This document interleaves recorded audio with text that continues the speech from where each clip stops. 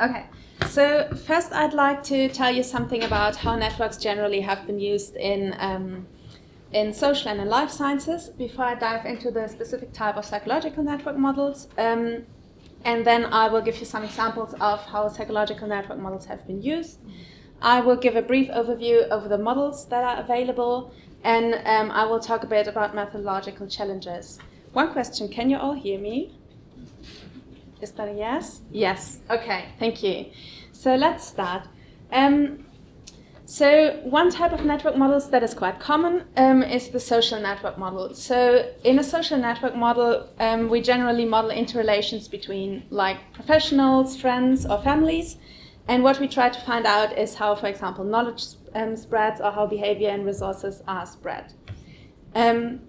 Another network that is really common and that I think most of you have heard about this morning already is the brain network. So here we model interrelations between neurons or brain regions with the ultimate aim to get a better idea about how the brain functions. So the psychological network model is kind of a broad cluster of models actually. So in the psychological network model you can model emotions or cognitive abilities, you can model behaviors, and social interactions or social support, and you also can model biological variables.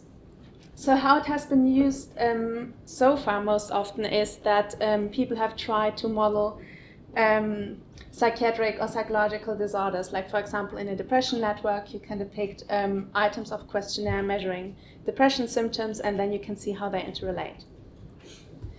I will give you an example from our lab. So what we have done is we have assessed, or in this example we have assessed Cambridge medical students, and we have asked them whether they experience or whether they were exposed to adversity in childhood. And what we traditionally would have done is we would have used those items, put our information in R, and we would have estimated a confirmatory factor analysis. So what we would have done with this is we would have taken the knowledge of our items and clustered them into one latent variable. So that way we retrieve one score for each person, we know where the person lies on the childhood adversity continuum, and then we can use that information and put it into further analysis and use it as predictor or as outcome. So what we now can do with network models is that we can, instead of clustering all the information into one score, we can model the interrelations between the items in the network model and try, for example, to find out which adversities co-occur most often.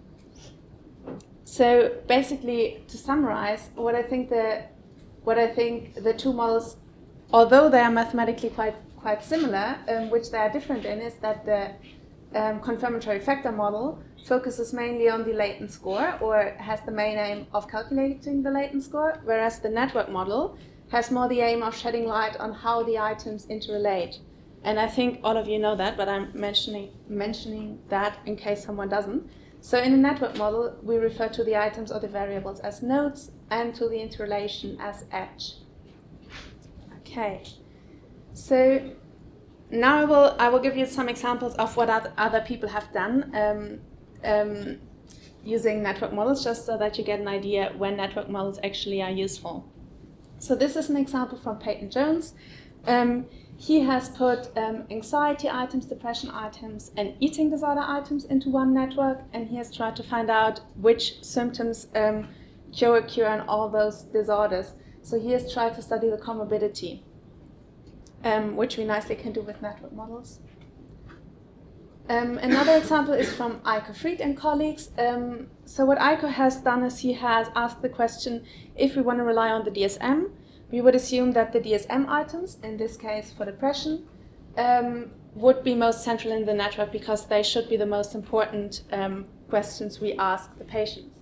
So what he has done is he has modeled the depression items that are in the DSM, which are the gray ones, and he has modeled a set of questionnaire items we generally ask when we want to measure depression, but which are actually not directly in the DSM. And then what he's found out is that if you model those items all together, the DSM ones are actually not the most central ones. So we may want to question how good or how reliable the DSM is in assessing disorders, or at least we can assess whether the items we use in the DSM are the ones that are most central in a network model. So another example is from Adela Isfaranu and colleagues. They have looked into positive and negative psychosis items and depression items. And what they have done is they have added a polygenic risk score to the network because they wanted to find out to which specific symptoms does a polygenic risk score relate. So not only to which disorder, but to the specific symptoms. And then one last example, this is from our lab as well. Here we have modeled protective factors, factors such as friendship support and family support and distress tolerance and self-esteem.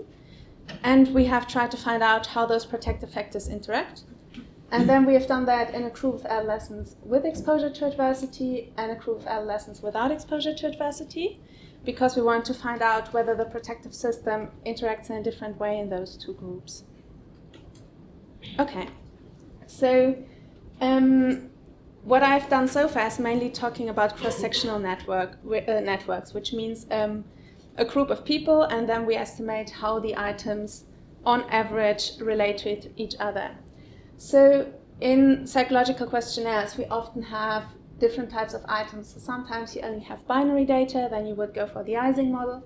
If we have continuous data, then we would go for a Gaussian graphical model. And if we have mixed data, we have now a mixed graphical model available that you could use.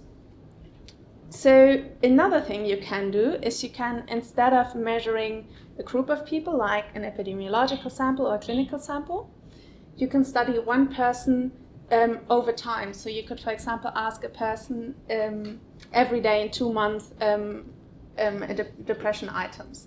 And then what you can do is you can estimate how items predict themselves over time or how items predict other items over time. So for that, we would use a graphical vector autoregressive model, or if you have mixed variables, a mixed VAR model. And we can now also do that on a group level. So we measure a group on repeated times on a time series, and then we would use the multi-level VAR model. So this is all quite a lot of information, but Sosya Epskamp has developed this really very nice overview that can help you to navigate through the methods and the models that are available. So what he's basically done is, or what you basically would need to do if you would want to estimate a network model is you would want to start with the question, what type of data do I have? So let's assume we have cross-sectional data. Then we would go on to the next question, and which is, what is the scale of measurement? So let's assume we have a mixed set of variables. We have binary and we have categorical variables. So then we would go down that path, and then we would end up with the MGM package. So this way you can find out which package is best able to the model you're actually looking for.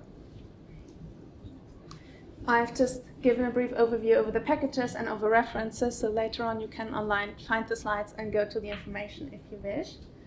And now I'm gonna introduce some of the methodological challenges. Okay. So, oh no, I should say something first. So if you're a network analysis starter or a psychological network analysis starter, you may want to take a look at the Giulio Constantini tutorial, which is probably not so state-of-the-art anymore because it's from 2014, but it's a very nice and very understandable introduction to the topic. So I do like that a lot. So now coming to the methodological challenges. First of all, when we estimate our network model, we can start off looking into correlations. So for example, in our network, correlations would tell us how is friendship support related with self-esteem.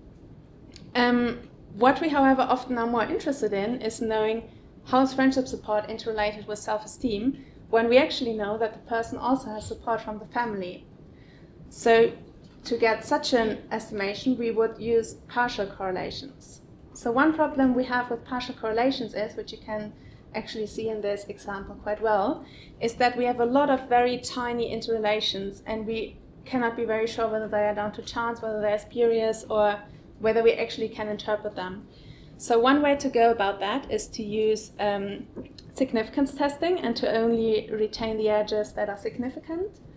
Then you would, however, have a multiple testing problem. And if you would control for multiple testing, you would quite quickly have a power problem. So what we do instead, often, or most often in psychological networks, is we use regularization, L1 regularization, the lasso. So I don't have time to explain exactly how the lasso works, but the ultimate game of the lasso is to minimize the number of spurious edges while you maximize the number of true edges. So in practice, what the lasso does is it that sets all the small edges that we think may be spurious, or maybe down to chance, sets them to 0 so that you retain only those edges which we think we can interpret. And then we go from there. Okay. The next methodological topic I want to shed some light on is centrality. Centrality indices have been developed to help us to understand all the information that is contained in a network model. So with centrality indices, there are 4 indices that are most often used, which is node strength, expected influence, betweenness, and closeness centrality. And I will just talk about node strength because that's one most frequently used. So to estimate node strength, what you do is you find out to which nodes a node is directly connected. So node 1 is here directly connected to node 5, to node 4, and to node 2. And then you add up the weights of that node to the other node. So that is 0.2 plus 0.2 plus 0.1 gives you a node strength of 0.5. Then you do that for all the edges, and you would find out that node 4 is the node with the highest node strength. So unfortunately, I cannot tell you everything about all the centrality indices, but I do want to shed some light on the limitations because there are quite some problems with the interpretation and also with the estimation or calculation of those metrics, which I just want you to be aware of. So one thing is that the centrality metrics we use in psychological networks are most often retrieved from social networks. So how people have used them in the past is that they, for example, have estimated a depression network, and then they have identified the node that is most central, let's say anhedonia, and then they have assumed that if the clinician intervenes on that node, all the other symptoms in the network will also be reduced. So the question is whether it's that easy and whether we can actually infer such conclusions, and the answer is probably not, or at least we do not have any proof of that yet. So this is just a note of caution. If you interpret centrality indices, be well aware of what you're actually measuring and what it means. A related note is that you may have seen that in the node strength example, is that when we calculate centrality indices, we sometimes have negative edges. But we actually take the absolute of the edges, which is because the centrality indices often are based on distance metrics, and distance metrics can by definition only be positive. However, it's questionable whether just ignoring the information that some of the edges are negative leaves us with the right interpretation. So there's a lot of discussion on that topic, rightfully, and I think we need to do some more research to actually find out how we can interpret centrality indices and how we want to calculate them. So a practical limitation of centrality indices is that if you add in a bunch of more items or you remove a bunch of more items, your centrality may change. So always when you look at centrality, make sure that you also look at the stability of it. And then another practical consideration is that we do not know yet enough to say something about how predictive centrality indices are. So there are some papers that are supportive for the predictive power of centrality indices, but there are also some papers that are inconclusive. All this limitation you can find in this article from Laura Bringmann and colleagues, and I think if you want to estimate a psychological network, this is a must-read article because it very nicely explains how you can interpret those models. And what she concludes mainly is that if you cannot be sure about the centrality index or the centrality indices you have calculated, maybe you just want to interpret the network as a whole and get a better idea how the network behaves as a whole. So the last topic I want to discuss is the robustness of network models. So if we have estimated our model, we want to get some idea about the accuracy of the edges in the model. So how we do that is we use a bootstrap. Most often we use a non-parametric bootstrap with replacement, and then we estimate the confidence interval that lies around the edge. This way we can, first of all, see how wide the confidence intervals are, and secondly, we can get an idea about the order of the edges or the strength of the edges. So we can, for example, be quite sure that those 3 edges are the most strong ones because their confidence intervals are quite far away from like the medium strong edges.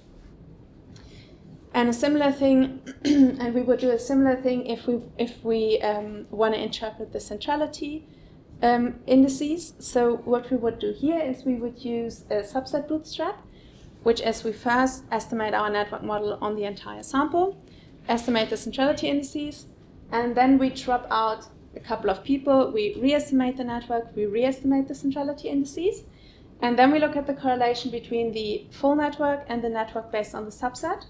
And we want the centrality to correlate with at least 0.7 between the 2 networks. Because if it's 0.7, we can assume that the interpretation would stay rather similar. So now we keep dropping out people of our sample so that we can try to find out how many people can we drop out so that we still retain this correlation of 0.7. And in this example, we could drop out 44% of the people for node strengths to still remain a correlation of 0.7, which is okay. The general rule of thumb is if you can drop out 50% of your sample, like half of your sample, this is pretty stable. If you can drop out 25%, this may be okayish, but you need to be careful. If you can drop out less than 25%, don't interpret it. Rather don't interpret it. So here for node strengths, we would say, okay, we can drop out 44%. This may be okay, we can cautiously interpret it, but closeness and between the centrality indices we wouldn't interpret because you can only drop out 5% of your sample to still remain the same interpretation. So for the people who are looking for more advanced topics, you may be interested in finding out about the predictability of nodes, about how to compare network models, about moderated network models, and about network modeling based on latent variables. Or you may want to look into time series and longitudinal networks. Then you can find the references in the previous graphic. So that's it. Thank you very much for your attention.